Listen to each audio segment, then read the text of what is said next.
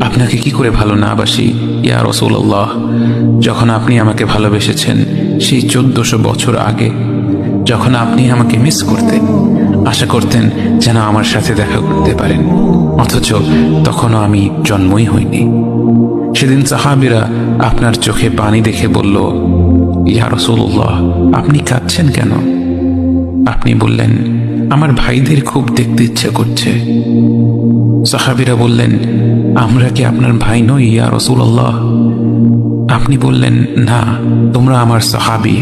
আমার ভাই হলো তারা যারা আমার পরে আসবে এবং আমাকে কখনো না দেখেও তারা আমাকে বিশ্বাস করবে। মৃত্যুশয্যায় শুয়ে আপনার অন্তরে এই চিন্তা ছিল যে আমাদের পরিণতি কি হবে।